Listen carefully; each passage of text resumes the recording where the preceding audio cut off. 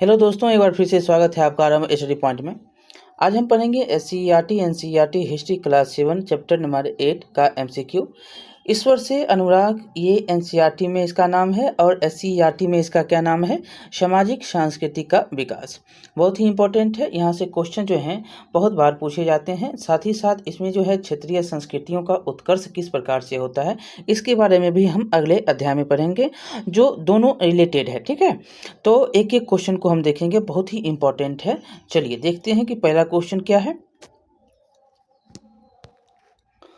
पहला क्वेश्चन है कि प्रारंभिक शताब्दियों के संदर्भ में नीचे दिए गए कथनों पर विचार कीजिए। पहला कथन है कि पहला कथन, विशद धार्मिक अनुष्ठानों के माध्यम से शिव, विष्णु तथा दुर्गा को परम देवी देवताओं के रूप में पूजा जाने लगा। दूसरा है कि स्थानीय मिथक या किस्से कहानियाँ पौराणिक कथाओं के अंग बन गए।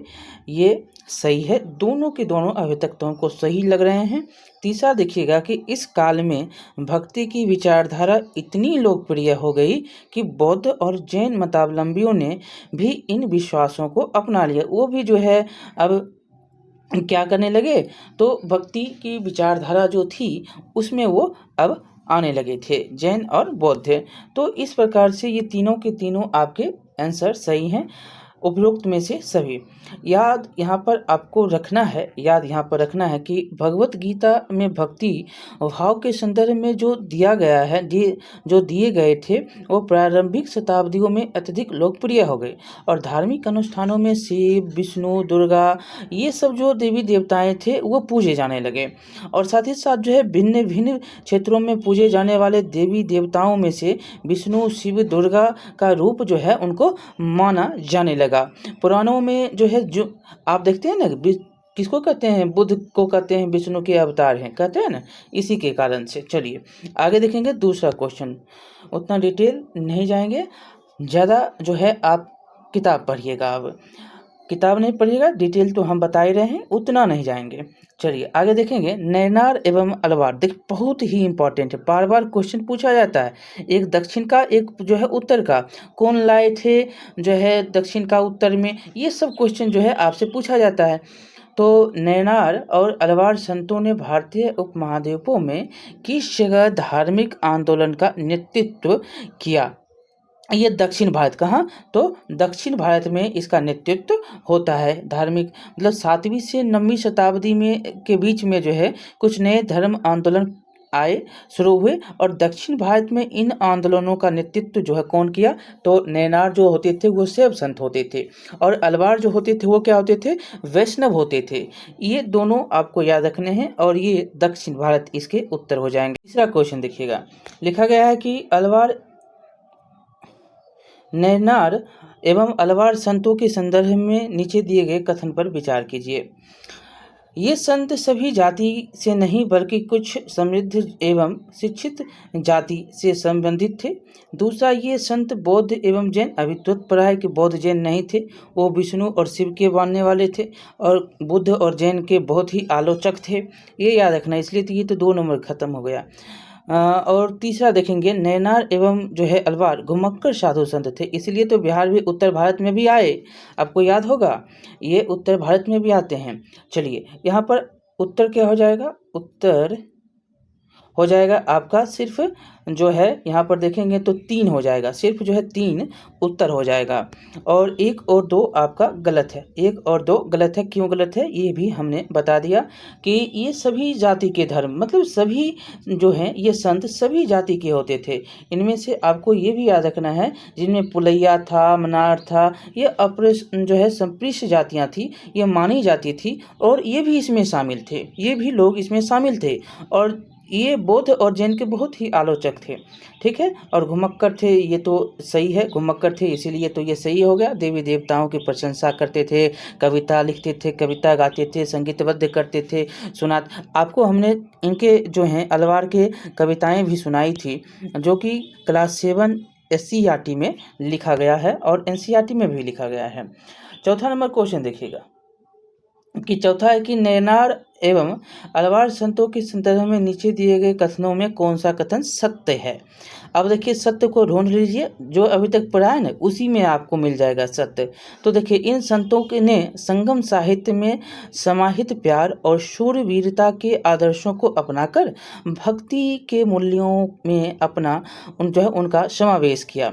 दूसरा है कि चोल और पांड्य राजाओं ने उन अनेक धार्मिक स्थलों पर विशाल मंदिर बनवाए जहां इन संत कवियों ने यात्रा की। बहुत ही इम्पोर्टेंट है और बार बार क्वेश्चन पूछा जाता है, ये सही दोनों के दोनों हैं। आपको याद होगा कि इन संत ने क्या किया, इन संतों ने संगम साहित्य में समाहित प्यार और शूरवीरता के आदर्शों को अपनाकर भक्ति के मूल्यों में उनका समावेश किया। और 10वीं से 12वीं सदी के बीच में जो चोल और पांड्य राजाओं ने उनके अनेक धार्मिक स्थलों पर मंदिर बनवा दिए जहां संत कवि जो है कवियों ने यात्रा की थी। और इस प्रकार भक्ति परंपरा और मंदिर पूजा के बीच गहरा संबंध स्थापित हो गया। और यही वह समय था जब उनकी कविताओं का संकलन किया गया था, कविताओं का संकलन। अगला देखेंगे, ये भी क्वेश्चन बहुत ही इंपॉर्टेंट है, 5वां नंबर कि तेवरम और तिरुवाचकम किनके गीतों के संकलन है। देखिए बहुत ही इंपॉर्टेंट है, दोनों के जो हैं आपको लाइन एक करके ऐसे करके और इसमें जो है दिया गया था। तो इसमें आपको बताना है तेवरम और तिरुवाचकम जो हैं ये किसके गीतों का संकलन है। तो ये नैनार संतों के ये संकलन है, ये याद रखना है। और शाब्दिक जो इनमें से शाब्दिक प्रसिद्ध संत कौन हुए नैनार में, तो ये अपार हुए, शवंदर हुए, सुधरांड हुए और मणि कक्वब सागर हुए। ये सभी के सभी याद रखने हैं आपको। चलिए अगला क्वेश्चन देखिएगा अलवार संत को बारे में। अलवार संतों के गीत किसमें संकलित हैं। अलवार संत के जो गीत हैं वो दिव्य प्रबंधम में संकलित हैं, दिव्य प्रबंधम में संकलित हैं।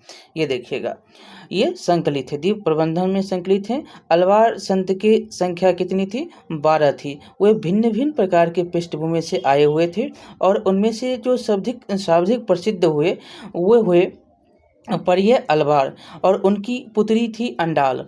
और टोंडर, डिपोडी और नमालवार थे, उनके गीत दिव्य प्रबंधन में संकलित हुए। ये सब जो है इनके पुत्री का नाम अंडाल था।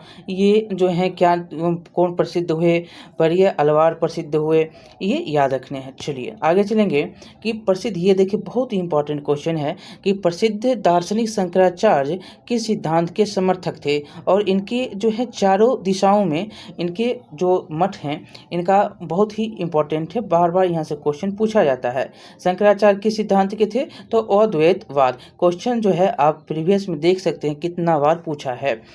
अगला है कि विशिष्टाद्वैत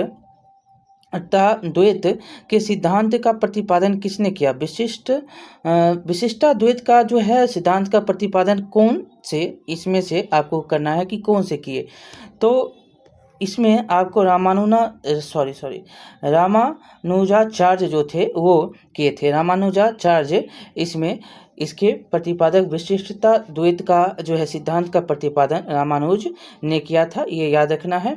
और इनके जो हैं इनके अनुसार क्या कहा गया कि आत्मा परमात्मा से जुड़ने के बाद ही अपनी अलग से सत्ता बनाए रखती है, याद रखना है। और रामानुज विष्णु भक्त अलवार संतों से बहुत प्रभावित थे और उनके अनुसार मोक्ष प्राप्त करने का उपाय विष्णु के प्रति अनन्य भक्ति भाव रखना है।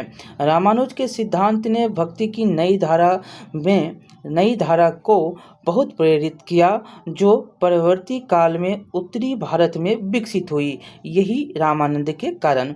अगला देखेंगे कि अगला क्वेश्चन, वीर शैव आंदोलन के विशेषताओं से संबंधित नीचे दिए गए कथनों पर विचार करना है। लिखा गया है कि पहला कि तमिल भक्ति आंदोलन और मंदिर पूजा के प्रतिक्रिया स्वरूप यह आंदोलन शुरू हुआ। दूसरा, ये सभी प्रकार के कर्मकांडों एवं मूर्ति पूजा के विरोधी थे। तीसरा, यह आंदोलन सभी व्यक्तियों की समानता के प्रश्न में ब्राह्मणवादी विचारधारा के विरुद्ध था। ये कथन आपको सत्य पहचानना है, ये सभी के भी सभी इसमें सत्य हैं, याद रखना है। 1 2 3 तीनों के कि तीनों सत्य हैं।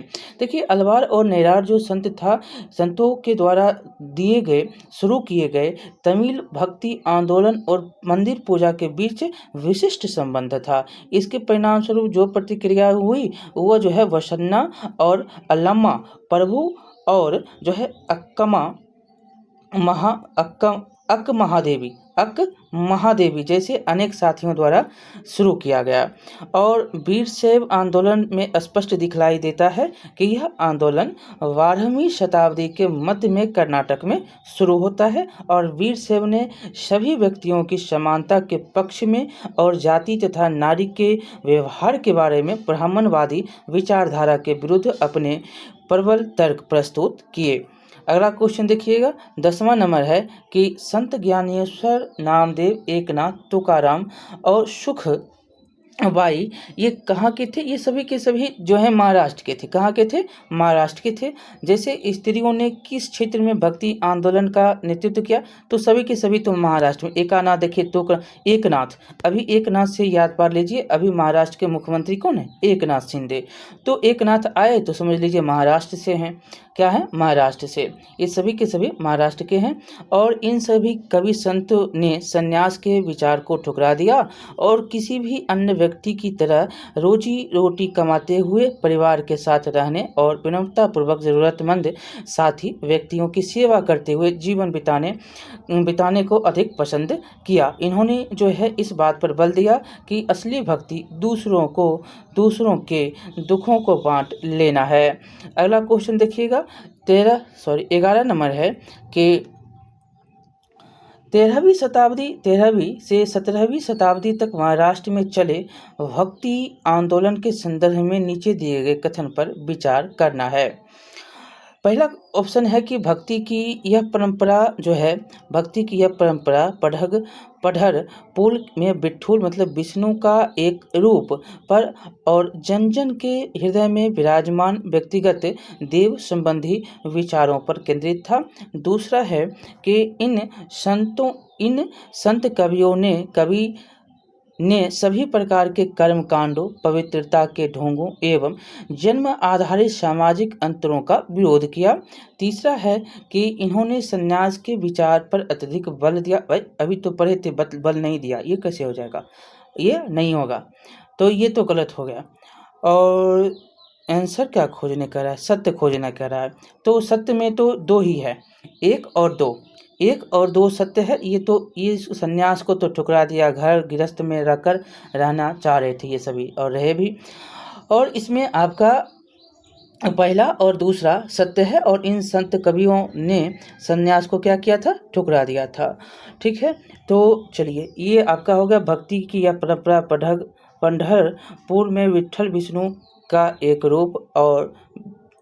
रूप पर और जन मन के हृदय में विराजमान व्यक्तिगत देव संबंधी विचारों पर केंद्रित। और दूसरा है कि इन संत कवियों ने सभी प्रकार के कर्मकांडों, पवित्रता, ढोंग सबको जो है विरोध किया था। ये सभी दोनों सही हैं, 3 नंबर गलत है। अगला है कि गांधी जी प्रिय भजन वैष्णव जन तेने कहिए पीर पराई जाने रे किस संत ने लिखा था? ये कौन से संत थे जिसका जो है लेखन मतलब वैष्णव जन तेने कहिए पीर पराई जाने रे, ये कौन से लेखक थे जिन्होंने ये लिखे थे? संत किसने लिखा? तो ये थे नरसिंह मेहता। कौन थे? नरसिंह मेहता ही थे। और गांधी जी का प्रिय भजन था ये, वैष्णव जन तेने कहिए पीर पराई जाने रे। चलिए आगे देखेंगे। अगला क्वेश्चन है 13 नंबर क्वेश्चन कि नामपंथी, ये भी क्वेश्चन आपसे पूछा जाता है कि नामपंथी सिद्धाचार्य एवं योगी जनों के संदर्भ में नीचे दिए गए विशेषताओं का जो है सही कोट चुनिए।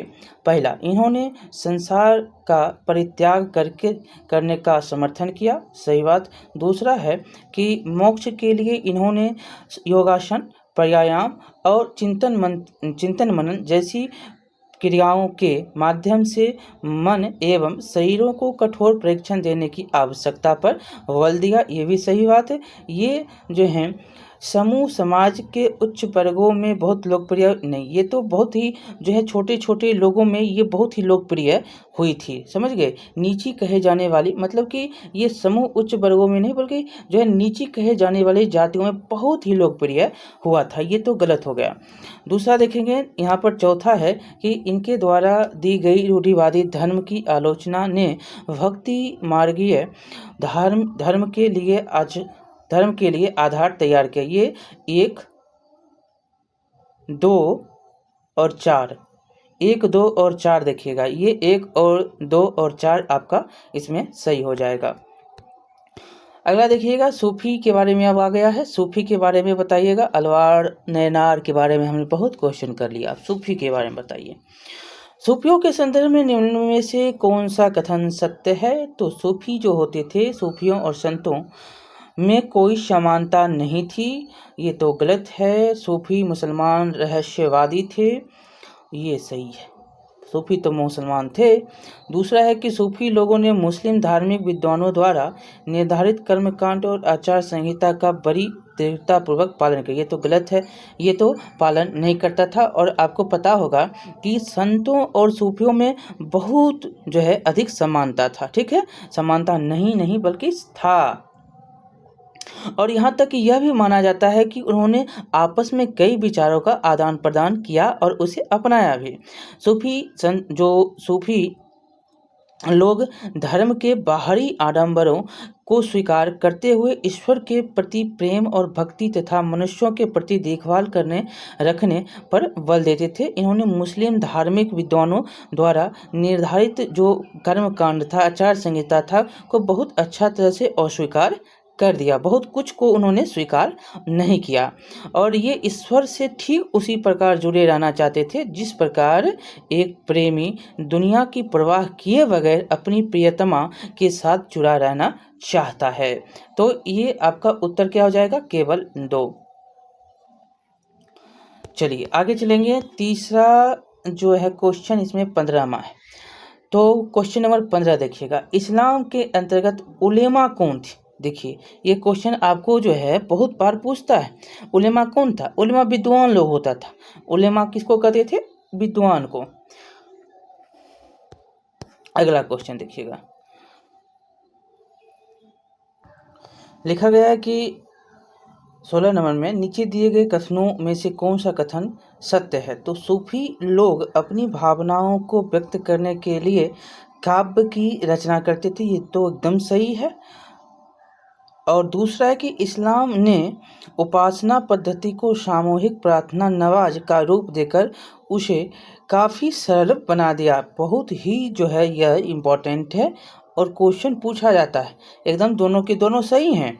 देखिए आपको यहाँ पर याद करना है कि इस्लाम ने एकेश्वरवाद मतलब कि अल्लाह यानी कि एक अल्लाह के प्रति अपना जो है संपूर्ण जो है समर्पण, दृढ़ता और प्रचार प्रसार सब कुछ किया।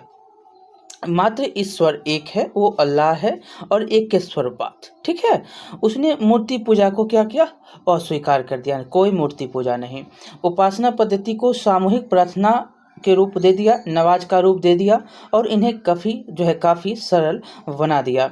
और संत और कवि जो थे, संत और कवि की तरह सूफी लोग अपनी भावनाओं को व्यक्त करने के लिए काव्य रचना किया करते थे। और गद्य में एक विस्तृत साहित्य तथा कई किस्से कहानियाँ इन सूफी संतों के इर्द गिर्द विकसित हुई थी। चलिए आगे देखेंगे।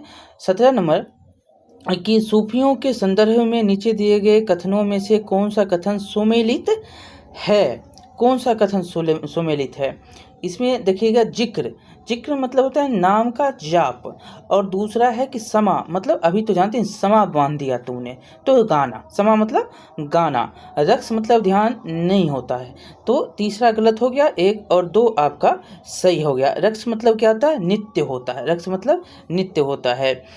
और यहाँ पर याद रखना है आपको कि जो ना यहाँ पर जो नाथपंथियों, सिद्धों और योगियों की तरह भी जो है सूफी भी यही मानते थे कि दुनिया के प्रति अलग नज़रिया अपनाने के लिए दिल को सिखाया पढ़ाया जा सकता है। उन्होंने किसी औलिया या पीर की देखरेख में जिक्र मतलब नाम का जाप, चिंतन या समा मतलब गाना, रक्स मतलब नित्य और नीति चर्चा, सांस पर नियंत्रण आदि के जरिए प्रशिक्षण की विस्तृत नीतियों का विकास किया। इसलिए आपका एक और तो सही हो जाएगा। अगला देखिएगा, 11वीं शताब्दी में सूफी संत लोग किस क्षेत्र में आकर भारत में बसने लगे थे? तो आप पढ़े थे कि ये जो क्षेत्र था इधर वाला मध्य एशिया वाला, भारत का ये जो क्षेत्र है यहाँ वाला मध्य एशिया का भाग था और यहाँ से लोग जो है आकर यहाँ पर बसने लगे थे। 11वीं से 12वीं सदी में सूफी लोग जो है यहाँ पर भारत में आकर बसने लगे थे। ये मध्य एशिया से आकर बसे थे, ये याद रखना है। अगला देखिएगा, सूफी शब्दावली में जो है खानकाहों का जो है तात्पर्य क्या है? तो खानका जो होते थे वो सूफी संतों का निवास होता था।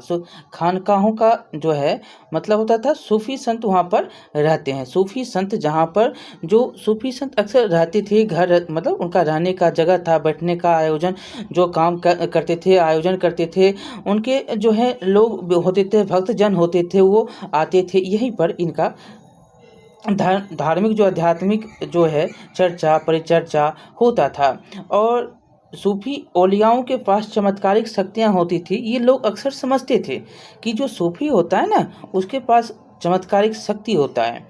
चलिए आगे चलेंगे औलिया के पास। अगला नंबर है कि चिश्ती सिलसिले के संदर्भ में कौन सा कथन सही नहीं है? और आपको हमने चिश्ती के बारे में तो पहले भी बताया है कि कौन सा कथन सही नहीं है, खोज रहा है ना, तो कौन सा कथन सही है? पहला पढ़ते हैं। यह भारत का सबसे प्राचीन, संगठित एवं प्रभावशाली सिलसिला है। भारत में चिश्ती परंपरा के प्रथम ख्वाजा मोइनुद्दीन चिश्ती हुए, अजमेर। याद रखना है, चिश्ती सिलसिले की जो है स्थापना इराक में हुई, ये तो एकदम गलत है। चिश्ती सिलसिले की जो है इराक में नहीं बल्कि कहाँ होती है? अबू इसाक ने ईरान के, किसने किया? अबू इसाक ने किया। और कहाँ किया? इराक में नहीं बल्कि ईरान में। ईरान के उत्तर पूर्वी प्रांत खुरासान में की थी। कहाँ की थी? उत्तर पूर्वी प्रांत खुरासान में। इसका स्थापना ईरान होगा, इराक नहीं होगा। उत्तर हो जाएगा 3। चलिए अगला क्वेश्चन है तुलसीदास। अब आइए तुलसीदास पर। तुलसीदास ने रामचरितमानस की रचना किस भाषा में किया? ये क्वेश्चन तो बहुत बार पूछा गया भाई साहब। ये क्वेश्चन आपको एग्जाम में अगर पूछता है ईश्वर से तो यहाँ से ये पूछ लेता है कि रामायण जो है रामचरितमानस ये सब के लेखक और किस भाषा में, ये सारे पूछते हैं। तो यहाँ पर तुलसीदास के बारे में, तुलसीदास जो हैं रामचरितमानस किस भाषा में लिखे हैं? तो अवधी भाषा में। किस भाषा में? अवधी भाषा में। और ये रचना जो है पूर्वी उत्तर प्रदेश में बोली जाने वाली जो भाषा है अवधी, उसकी है। क्या है? उत्तर प्रदेश में, पूर्वी उत्तर। और यह उनके भक्ति भाव की अभिव्यक्ति, सांस्कृतिक कीर्ति दोनों से दृष्टियों से महत्वपूर्ण। और इसके अलावा आप देखेंगे तो विनय पत्रिका, गीतावली, कवितावली और जो है बरवे रामायण आदि की रचना इन्होंने की है। चलिए आगे देखेंगे। दूसरा नंबर क्वेश्चन है कि 22वां है। दूसरा में से 22वां देखेंगे कि नीचे दी गई रचनाओं में से कौन सी सूरदास के द्वारा रचित है? देखिए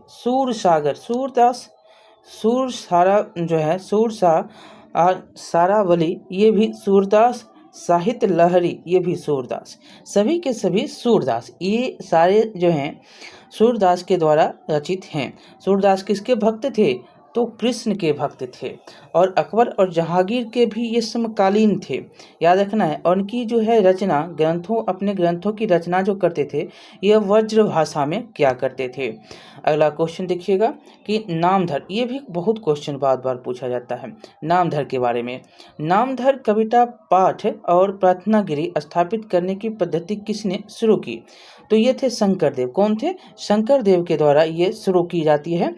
ये कहाँ के थे? तो असम के शंकरदेव प्रभृति 15वीं शताब्दी जो कि मूर्ति पूजा एवं कर्मकांड के बहुत ही विरोधी थे। उन्होंने ही जो है नाम धर्म मतलब कविता पाठ और प्रार्थना गिरी स्थापित की और इसकी पद्धति भी चलाई जो आज तक चलती आ रही है। इन्होंने विष्णु की जो है भक्ति पर बल दिया, किंतु उनकी मूर्ति पूजा का विरोध किया, उन्हें मूर्ति पूजा पर विरोध किया था। ये तो आपको पता ही है, ऊपर में हमने पढ़ा भी। और साथ ही साथ असमिया भाषा में जो है ये बहुत ही नाटक और कविताएं भी लिखे थे। ये शंकरदेव का नाम याद रखिएगा। अगला क्वेश्चन है मीराबाई पे। मीराबाई के संदर्भ में जो है यहाँ पर विचार करना है कथन में।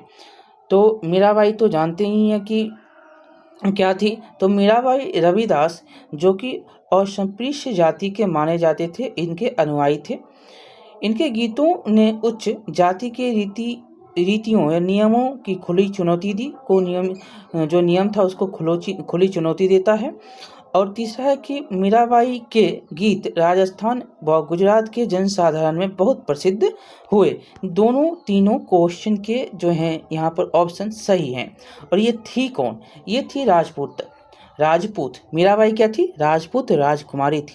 जिनका विवाह किससे हुआ था? तो जिनका विवाह जो है 16वीं शताब्दी में मेवाड़ के एक राजसी घराने में हुआ। और मीराबाई रविदास के जो कि क्या थे, अस्पृश्य जाति के माने जाते थे, उनके अनुयायी बन गई। और वे कृष्ण के प्रति समर्पित थी और उन्होंने अपने गहरे भक्ति भाव प्रेम से कई भजनों का जो है लिखा, कई भजन जो है वो गाए भी। और उनके गीतों में उच्च जाति के रीति रिवाज जो नियम थे उनको खुली चुनौती दी गई। और इनके गीत जो हैं राजस्थान गुजरात यहाँ पर बहुत प्रसिद्ध हुए।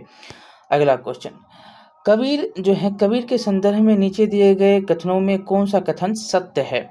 अब देखिए सत्य कथन खोजना है इसमें। तो इसमें इनके उपदेशों में ब्राह्मणवादी हिंदू धर्म और इस्लाम दोनों के बाह्य आडंबर पुण्य पूजा के सभी प्रारूपों का मजाक उड़ाया गया। और दूसरा, कबीर के काव्य की भाषा संस्कृत थी। ये तो गलत है, कबीर संस्कृत नहीं था। दूसरा देखेंगे कि तीसरा है कबीर निराकार ईश्वर में विश्वास रखते थे। 2 भाषा इसमें आपका सही है, 2 इसमें ऑप्शन सही है, 1 और 3, 2 नंबर गलत है। देखिए कबीर के काव्य की भाषा बोलचाल थी, बोलचाल की भाषा हिंदी था जो आम आदमियों द्वारा आसानी से समझी जा सकती थी। और कभी कभी उन्होंने रहस्यमयी भाषा का भी प्रयोग किया जिसे समझना कठिन होता है। कबीर निराकार परमेश्वर में विश्वास रखते थे। उन्होंने यह उपदेश दिया कि भक्ति के माध्यम से ही मोक्ष प्राप्त किया जा सकता है, हो सकता है। हिंदू एवं मुसलमान दोनों लोग इनके अनुयायी थे कबीर के। तो उत्तर क्या हो जाएगा? उत्तर 1 और 3 हो जाएगा। अगला देखिएगा कि नीचे दिए गए स्थानों में से कौन सा गुरु नानक का जन्म स्थान है? बहुत ही इम्पोर्टेंट है, ये तो जानते ही हैं कि तलवंडी इनका जन्म स्थान है जो कि अभी कहाँ है? पाकिस्तान में। कहाँ है? पाकिस्तान में है। और इनका जन्म 1469 से 1539 जो अभी देख रहे हैं ननकाना साहब पाकिस्तान में, यह अभी है। इसका जो है जब इनका जन्मदिन आता है तो इसके फाटक खुले जाते हैं पाकिस्तान के, लोग जाते भी हैं, दर्शन भी करते हैं। वाद विवाद भी 1-2 साल पहले हुआ था इनके बारे में। अगला है कि 27 नंबर, गुरु नानक द्वारा स्थापित धर्मशाला क्या है? गुरु नानक द्वारा जो है स्थापित धर्मशाला क्या है? तो ये धर्मशाला यात्रियों के लिए आराम करने, सभी जाति एवं धर्म के स्त्री एवं पुरुष के लिए भोजन, पशु एवं पक्षियों के लिए पानी पीने। चौथा है कि उपासना एवं धार्मिक कार्यों के लिए था। ये जो है धर्मशाला उपासना और धार्मिक कार्यों के लिए स्थापित किया गया गुरु नानक जी के द्वारा है। और इसको क्या कहते हैं? गुरुद्वारा कहते हैं। इसको आज आप किस नाम से जानते हैं? गुरुद्वारा के नाम से जानते हैं। जो धर्मशाला बनाया उन्होंने, इसको गुरुद्वारा के नाम से अब आप जानते हैं। फिर से गुरु नानक के जो हैं बारे में आपको क्वेश्चन है कि गुरु नानक से संबंधित नीचे दिए गए कथन पर विचार करिए। तो गुरु नानक ने अपने अनुयायियों के लिए एक नियमित उपासना पद्धति अपनाई जिसके अंतर्गत उन्हीं के शब्दों मतलब भजनों को गाया जाता था। दूसरा, गुरु नानक के अनुयायी पहले अपने अपने धर्म या जाति तथा अथवा लिंग भेद को नज़रअंदाज करके एक साझी रसोई में इकट्ठा खाते पीते थे, जिसे लंगर कहा जाता था। देखिए, ये तो जान ही रहे हैं कि लंगर जो है सभी साझी होते हैं और यहाँ पर खाना खाते हैं, हर कोई लोग जाता है खाने के लिए। गुरु नानक, यहाँ पर हम बताएंगे कि गुरु नानक ने अपने अनुयायियों के लिए एक नियमित उपासना पद्धति अपनाया, जिसके अंतर्गत जो है उन्हीं के शब्दों मतलब भजनों को गाया जाता था। और जो है गुरु नानक अपने अनुयायियों जो कि पहले अपने अपने धर्म या जाति अथवा लिंग को नज़रअंदाज किया और जो है साझी रसोई इकट्ठा करते हैं, साझी रसोई में इकट्ठे होकर खाना पीना करते हैं और इसे लंगर कहा जाता है। ये सभी के दोनों सही हैं। अगला चलेंगे, यहाँ पर सी नंबर सही हो जाएगा। अगला है फिर से गुरु नानक के बारे में कि गुरु नानक के उत्तराधिकारी कौन थे। तो ये बहुत बार क्वेश्चन पूछा गया। गुरु अंगद जो थे ये इनके उत्तराधिकारी थे। टोटल 10 जो है गुरु हुए, इसमें से गुरु अंगद भी थे जो कि इसके उत्तराधिकारी हुए। गुरु नानक के मृत्यु के बाद जो है पूर्व मतलब गुरु नानक की 1539 में मृत्यु होती है, तो यहाँ पर अनुयायी को अपना उत्तराधिकारी चुना। एक अनुयायी था, उनको उसने उत्तराधिकारी चुन लिया और ये भी पूछ लेता है कि इनका नाम क्या था। तो इसका जो नाम था वो लहना था। क्या नाम था? लहना था। लेकिन ये गुरु अंगद के नाम से पुकारे जाते गए, जो है पुकारे गए। गुरु अंगद का पूछ देता है कि गुरु अंगद का नाम क्या था, तो लहना था। ठीक है। और गुरु अंगद का नाम महत्व यह था कि गुरु अंगद बाबा गुरु नानक के ही अंग माने गए, इसलिए जो है ये बहुत ही महत्व हो गए, इनका महत्व हो गया क्योंकि अंग माने गए किसके, तो बाबा गुरु नानक के। और इनका क्या नाम था? लहना भी था। और ये उत्तराधिकारी चुने गए गुरु नानक के द्वारा। अगला क्वेश्चन है कि गुरु ग्रंथ साहिब की रचना किस लिपि में की गई है। बहुत ही इम्पोर्टेंट है, ये गुरुमुखी में की गई है। किस लिपि में? गुरुमुखी लिपि में की गई रचना है। आपको याद रखना है, गुरु ग्रंथ साहिब की रचना गुरुमुखी लिपि में की गई है। यहाँ पर अब जो है 31 नंबर क्वेश्चन, नीचे दिए गए कथनों पर विचार करिए। गुरु अंगद ने गुरु नानक की रचनाओं का संग्रह किया और उस संग्रह में अपनी कृतियां जोड़ उसे एक नई लिपि गुरुमुखी में लिखा। ये तो आपने ऊपर पढ़ा भी, गुरुमुखी है। अगला है नई लिपि गुरुमुखी है, ये तो आप जान रहे हैं। दूसरा है कि गुरु रामदास के 3 उत्तराधिकारियों ने अपनी रचनाएं नानक नाम से लिखी। निम्न में से कौन सा कथन असत्य है? असत्य तो यही है, असत्य दूसरा नंबर है। दूसरा नंबर ये असत्य है, पहला सत्य है, दूसरा असत्य है।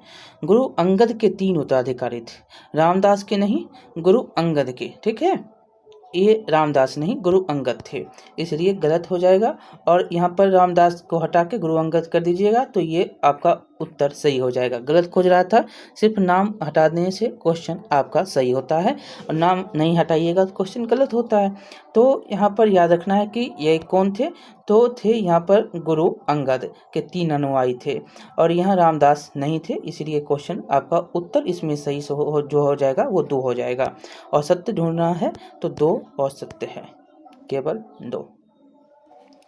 अगला क्वेश्चन है कि सिखों के पवित्र ग्रंथ गुरु ग्रंथ साहिब में किन सूफी संतों एवं गुरुओं की वाणी को जोड़ा गया है। बहुत इंपॉर्टेंट है ये। किसके जो हैं? शेख फरीद के, संत कबीर के, भक्त नामदेव, तेग बहादुर। ये सभी के सभी जो हैं यहाँ पर जो पवित्र ग्रंथ है गुरु ग्रंथ साहिब, इनमें सूफी संत गुरुओं की वाणी को जोड़ा गया है। शेख फरीद का भी, संत कबीर के भी, भक्त नामदेव के भी और तेग बहादुर के भी। ये सब के नाम इनमें जो है आपको गुरु ग्रंथ में देखने को मिलते हैं। देखिए, याद रखना है यहाँ पर कि गुरु अंगद के 3 उत्तराधिकारियों ने अपनी रचनाएं अपनी रचनाएं नानक नाम से लिखा और इन सभी का संग्रह गुरु अर्जुन ने, कौन? तो गुरु अर्जुन 5वें थे, तो गुरु अर्जुन 5वें गुरु थे, तो 1604 ईस्वी में किया था।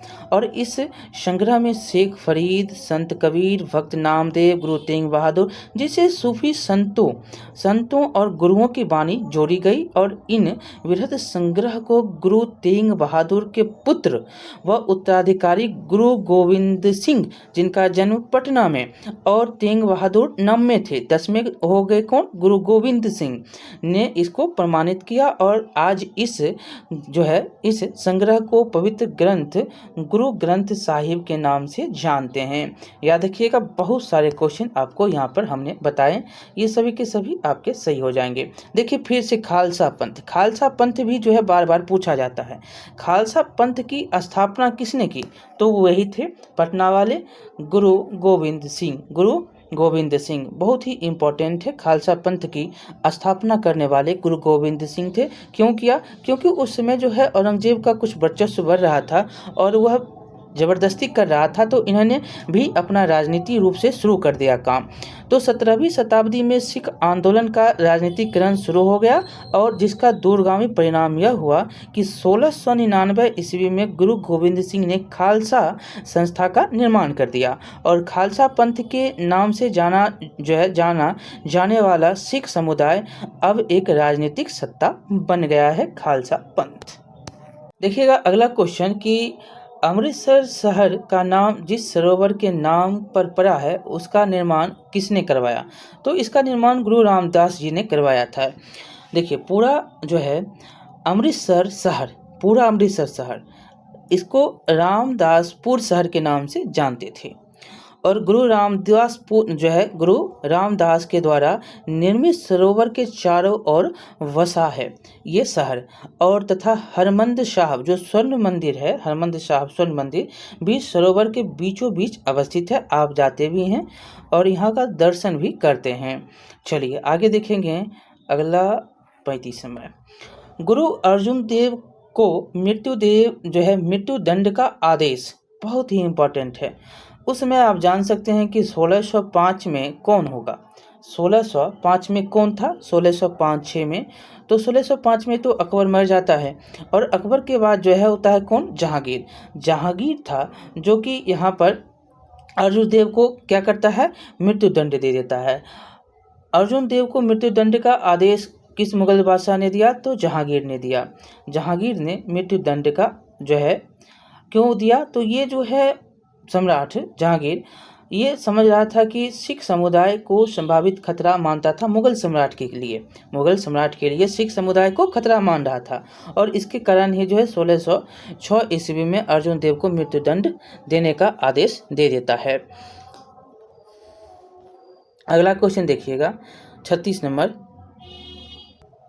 लिखा गया है कि गुरु नानक से संबंधित नीचे दिए गए कथनों में आपको ढूंढना है कि कौन सा कथन सत्य है।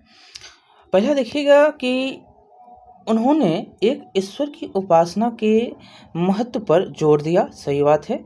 गुरु नानक के अनुसार मुक्ति पाने के लिए जाति, धर्म अथवा लिंग भेद कोई मायने नहीं रखता, ये भी सही है। तीसरा है कि उनके अनुसार मुक्ति निष्क्रिय आनंद की स्थिति में है। निष्क्रिय क्यों होगा जी, ये तो गलत है, ये तीसरा गलत है। इसमें निष्क्रिय नहीं, इसमें आनंद जो होता है सक्रिय होता है। सक्रिय जीवन व्यतीत करने के लिए इसमें आप निरंतर कोशिश करते हैं, तो आप जिस प्रकार से जीवन को जीते हैं वो क्या है, सक्रिय रूप होता है। तो इसमें उत्तर क्या हो जाएगा, 1 और 2 हो जाएगा, सिर्फ सही है। चलिए आगे देखेंगे 37 नंबर है कि गुरु नानक ने अपने उपदेशों के सार को व्यक्त करने के लिए 3 शब्दों का प्रयोग किया। हुए शब्द क्या थे, तो ये शब्द थे नाम, दान और स्नान। नाम, दान और स्नान ये शब्द हैं, नाम, दान और स्नान, ये गुरु नानक के द्वारा दिए गए शब्द हैं। और नाम से तात्पर्य क्या था, तो नाम से तात्पर्य सही उपासना था। दान से तात्पर्य था दूसरों का भला करना है और स्नान का तात्पर्य है आचार विचार की पवित्रता। ठीक है। और आज उनके उपदेशों को जो आप देख रहे हैं, उपदेशों को नाम जपना, कीर्तन करना और बंड छकना के रूप में याद किया जाता है। चलिए आगे देखेंगे 38 नंबर है कि 16वीं शताब्दी के चैतन्य देव का संबंध किस जगह से था। चैतन्य देव तो ये बंगाल के थे, आप जानते हैं उनके जो है तस्वीर आपको चैतन्य देव के मिलते भी हैं। बहुत ही जो है भक्ति संत के, वह एक भक्ति संत थे। कृष्ण के प्रति इनका जो है बहुत ही भक्ति भाव था और यह बहुत ही उपदेश भी दिया करते थे। कृष्ण राधा के प्रति इनका बहुत प्रेम था, चैतन्य देव महाप्रभु। अगला देखिएगा कि मार्टिन लूथर ने बाइबल का अनुवाद किस भाषा में किया। किस भाषा में किया, तो ये मार्टिन लूथर ने जर्मन भाषा में बाइबल का अनुवाद कर दिया। बाइबल का जो है जर्मन भाषा में अनुवाद करने वाला ये मार्टिन लूथर था। चलिए आगे चलेंगे। अगला क्वेश्चन है 40 नंबर कि 13वीं सदी के उत्तर भारत के संतों के संदर्भ में नीचे दिए गए कथनों में से कौन सा कथन सत्य है। आसानी से, मतलब यहाँ पर सत्य है खोजना है आपको। देखिए ये जो है शब्द यहाँ पर आएगा, ठीक है। आसानी से गाया जा सकता है, इनकी कृतियाँ क्षेत्रीय भाषाओं में आसानी से गाया, मतलब आसानी रची गई और इन्हें आसानी से गाया जा सकता है। दूसरा है कि इन संतों के गीतों के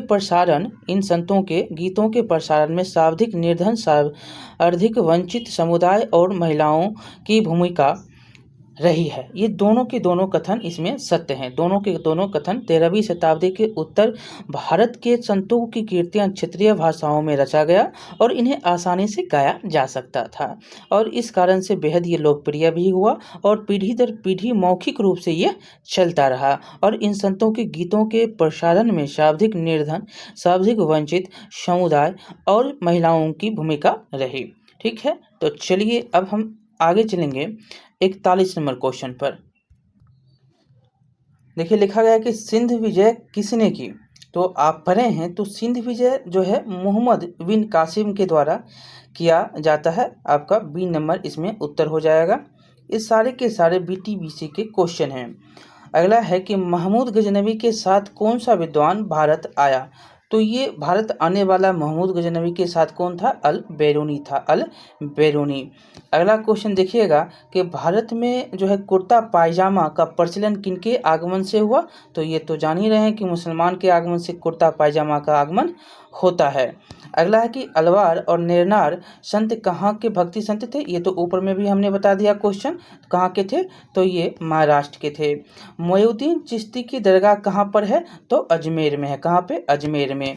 अगला क्वेश्चन है, यहाँ पर आप मिला दीजिएगा, बहुत सारे क्वेश्चन एक साथ हैं, अब मिलाइए इसको। देखिए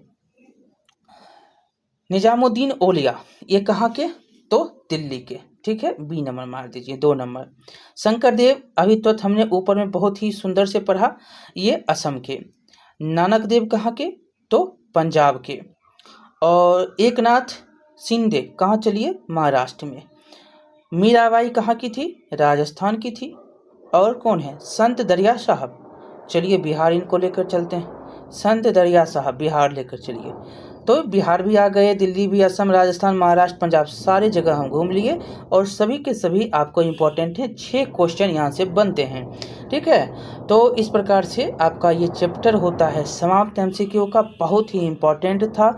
1-2 बार देखिएगा और यहाँ से जो भी संत के बारे में, क्षेत्रीय संस्कृति के बारे में क्वेश्चन बनता है लगभग हमने देने की कोशिश की। ऐसे तो इसके बारे में बहुत सारे क्वेश्चन बनने वाले हैं, अगर कहिएगा तो हम दूसरा पार्ट बना देंगे और दूसरे पार्ट में आपको 50-60 क्वेश्चन और होंगे, जो कि इसमें हमने जो कथन कारण है सारे के सारे NCERT क्वेश्चन थे, सारे NCERT क्वेश्चन और BTBC क्वेश्चन थे, कथन कारण में UPSC के द्वारा पूछा गया।